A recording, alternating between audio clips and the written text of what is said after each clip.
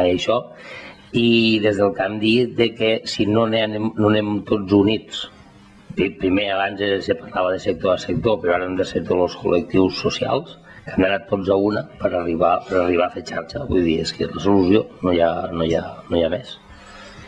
I a més, ha de ser així. És la forma de contrarrestar el que està passant al sector agrícola i en particular als cítrics. No hi ha ni 1.000 persones, ni 2.000 ni 3.000, n'hi ha moltes que treballen en aquest sector, i sobretot en campanya. I no passa res. Han demanat a les administracions una ajuda del tipus que fos i a dia d'avui no hem aconseguit res ni l'administració local, ni l'autonòmica, ni l'Estat.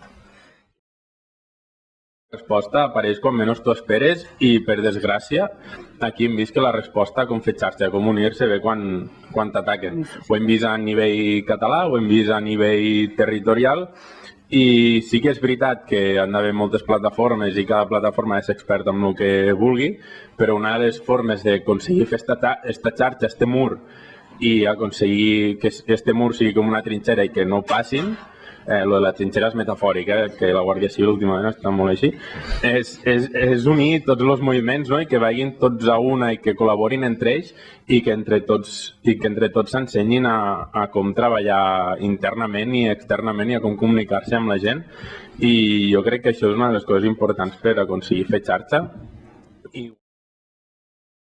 Esta xarxa ha de fer alguna cosa per enganxar ben enganxats a la gent jove, perquè al fin i al cap serà qui ens revelaran a l'altre, o sigui que te'n dones compte que a tots els moviments socials cada vegada som gent més grans, als sindicats també.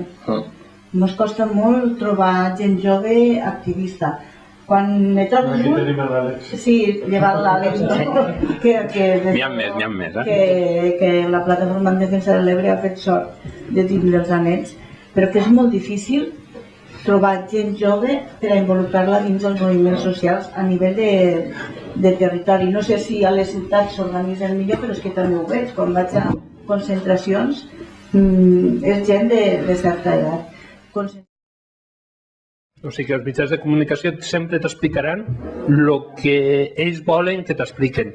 I antes, els petits pobles com pot ser la Ribera, petites zones de Catalunya com pot ser la Ribera, el Montsià, Baix Ebre i demés, que tenim uns problemes molt concrets. Aquells en aquests informatius no entren.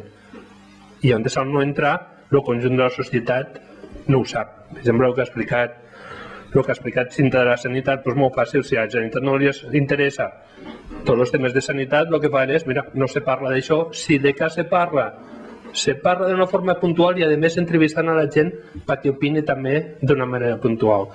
I això fa que el conjunt del territori diguem, ostres, però sí que hi ha un problema a Tortosa en els metges i d'això, bueno, ja està aquesta senyora en aquest moviment que mos ho arreglarà. L'últim, que em sembla que tants anys de lluites hem hagut d'aprendre algunes coses. Seria també qüestió de repassar, obrir la motxilla de l'experiència i mirar què en podem treure. Això que he dit abans, que els venedors de fum a la Terra Alta van dient, això va passar la setmana passada, tranquil, ja s'ho quedaran nosaltres, i potser ja hem après que això no val. Fa uns anys sí, però ara això, aquesta lliçó ja la tenim apresa. Volia destacar estos 4 o 5 fils, lo cuidamos, lo femos visibles, el tema del periodisme, la informació i el bagatge dels moviments socials. Sí, això